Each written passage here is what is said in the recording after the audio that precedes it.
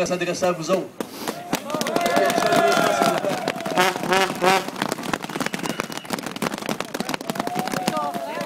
Merci, Marc.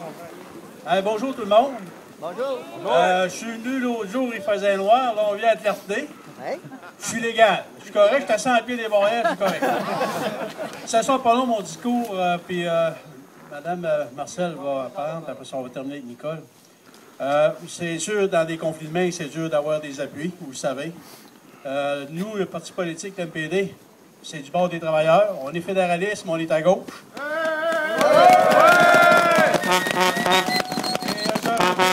Je reviens au même discours que vous avez fait l'autre jour ici, sur la rue du Pont-Nord.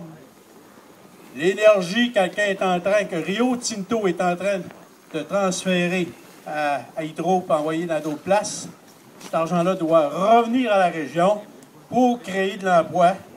C'est ça qu'il faut faire. Ça prend une intervention du gouvernement pour ça. Je pense que le gouvernement du Québec, c'est eux qui ont le contrôle des petites ententes en continuité, il y a des contrôles des barrages. Je pense que le ministre Gignac ne veut pas s'implanter dans le dossier, mais il devrait, parce que cette énergie-là, elle nous appartient. C'est notre eau. On avait dit, là, pas quelques années, en 2005, nos énergies, nos richesses naturelles nous appartiennent, on veut les gérer. Oui. Mais ça commence par là. Qu'on nous donne le retour de ça, parce que c'est pas un combat égal à égal, comme s'ils font de l'électricité. C'est nous autres qui perdent, puis eux autres qui font de l'argent. Ça marche pas. Une chose que je dois vous dire aussi, oui, les gouvernements doivent s'impliquer, mais les conflits vont se régler par votre syndicat et par l'employeur. Moi, je demande à RTA de venir se rassir à la table. C'est eux qui ont déclaré le lockout. Ils se rassisent à la table avec votre syndicat. Ils se rassisent à la table avec votre syndicat. Ils négocient de bonne foi. C'est là que ça va passer par là. C'est pas les élus qui vont régler votre conflit, c'est vous autres. Ça fait que j'en reviens à ça, c'est le même discours. Puis je veux aussi vous ramener. Vous savez qu'on vit en région, tout le monde se connaît. Je veux qu'on se respecte les uns les autres aussi. Parce qu'après le conflit, il faut vivre ensemble après. Ça laisse des cicatrices longtemps. J'en ai 3 conflits que j'ai faits. C'est pas facile après ça avec les frères, les sœurs, les mononcles, les matins, vous savez. Des fois, j'ai tout le temps dit, des barrages, ça ne déménage pas du camion. Fait qu'il faut faire attention, il faut le faire dans le respect. Vous faites une très belle job. Vous avez une très belle image, puis les gens vous appuient à cause de ça parce que vous travaillez intelligemment. Je vous félicite votre syndicat. Je termine là-dessus, qu'on va vous suivre d'après. Mme Turmel est avec moi aujourd'hui. Je suis content qu'elle soit ici. Madame de la FTQ, Mme Marcel Perron, on va suivre ce conflit-là de près. Puis il va falloir qu'il y ait des gens qui s'impliquent. Les gens qui s'impliquent, c'est le gouvernement qui mettent un whoop à l'énergie qu'ils vont donner, qui nous donne notre retour à nous autres. Si c'est 200 millions, 300 millions, on le réinvestira pour faire travailler notre monde ici. Merci, bonne chance. Merci beaucoup, Claude. On a aussi l'honneur et le privilège de voir Mme Marcel Perron, qui est la présidente du Conseil régional de la FTQ. Mme Perron est la première femme à siéger sur le bureau national de la FTQ. Donc, les hautes instances de nos instances suprêmes sont représentées ici au Sénélec-Saint-Jean, puis de brillante façon. Marcel, c'est quelqu'un qui a du caractère et qui est capable de faire entendre notre voix partout au Québec. Donc, je vais arrêter d'y lancer des fleurs, puis je vais la laisser parler. Merci, Marcel.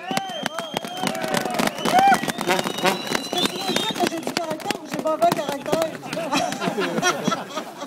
L'encanté du 94-90, je vous salue. Je salue votre courage. Le combat que vous menez aujourd'hui, c'est pas juste le combat des employés, des membres du 94-90. C'est le combat de toute une population, la population du Saguenay-Lac-Saint-Jean, mais aussi la population du Québec et du Canada. C'est pour ça qu'aujourd'hui, ça me fait plaisir d'être là. Ça me fait plaisir de vous soutenir. Votre conflit, on le suit au jour le jour. Puis je peux vous dire qu'on est avec vous autres à 100 %. Ouais. La parole à Mme Turmel. Merci beaucoup, Marcel. C'est un retour pour elle dans une région qu'elle a habité pendant 28 ans, précisément à Alma. Mme Nicole Turmel, qui est la chef par intérim du NPD, elle vient nous visiter ici, puis c'est un bel honneur pour nous, c'est une grande visite. Mme Turmel, justement, occupait la place, justement, précédemment, de Marcel Perron. Elle a été présidente du Conseil régional de la FTQ. C'est une syndiquée des premières heures, comme le Parti démocratique, le nouveau Parti démocratique, je viens de le dire. Donc, c'est un parti qui est très proche des ouvriers. Donc, Mme Turmel, sans plus attendre, vous êtes la bienvenue.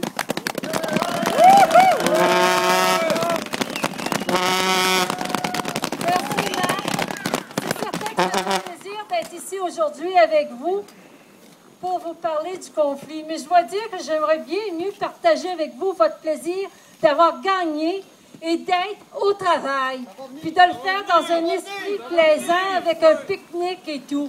Fait qu'on va souhaiter que le conflit ou le lock-out se termine le plus tôt possible. On va souhaiter également qu'enfin cet employeur-là vous ramène à la table de négociation et négocie de bonne foi. C'est ça qu'on veut, c'est ça qui est important. Maintenant, une chose est certaine, c'est que j'ai visité plusieurs endroits au pays qui sont en conflit de travail ou en lock-out, je devrais dire, et c'est très regrettable que les gouvernements laissent aller nos compagnies à l'extérieur. C'est ça qui arrive quand tu laisses aller tes compagnies à l'extérieur, tu perds le pouvoir, tu perds aussi l'économie et l'argent s'en va à l'extérieur. C'est ça qui est regrettable. Fait qu'aujourd'hui, le message qu'on envoie au nom des travailleurs et des travailleuses, en votre nom, au nom du nouveau Parti démocratique, c'est de retourner à la table de négociation, de négocier de bonne foi. C'est le message qu'on envoie aujourd'hui à cet employeur-là. Oui.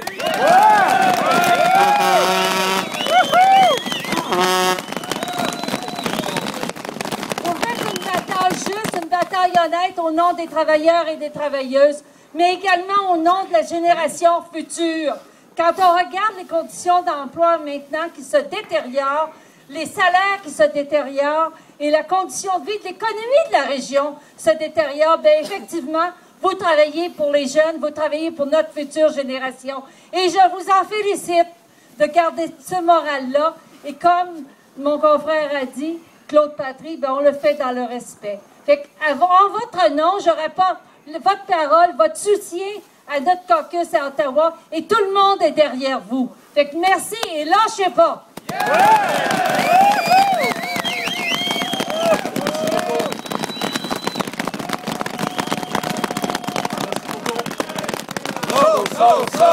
Solidarité! Solidarité! Solidarité! Solidarité! Solidarité! Solidarité! Solidarité! Solidarité!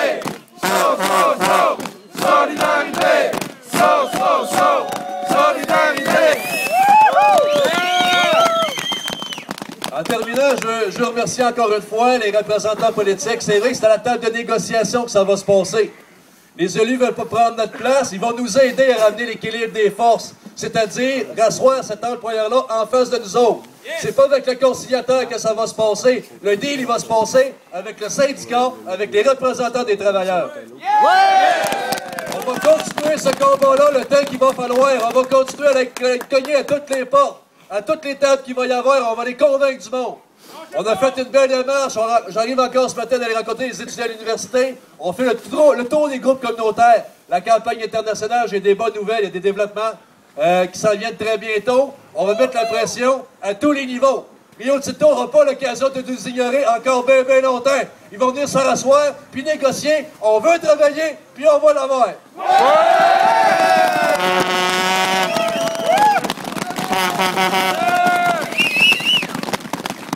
En terminant, on va continuer à multiplier les appuis. Je vais vous inviter encore, puis c'est très nécessaire de le faire, comme on sait très bien le faire. On est capable d'accueillir le monde de très belle manière, puis en grand nombre. Demain, je vous invite aussi, on donnera encore les représentants de la CSN nationale, on va avoir des représentants de la Fédération manufacturière et des représentants régionaux. C'est nécessaire, c'est utile, c'est très sain pour la vie syndicale et démocratique de justement faire abstraction de nos drapeaux, de nos couleurs, puis justement démontrer la solidarité qu'on est capable d'avoir au Québec. Donc demain matin, c'est un rendez-vous pour tout le monde. Je pense qu'on a peut-être s'en venir ici d'accueillir notre monde comme il faut. Merci tout le monde.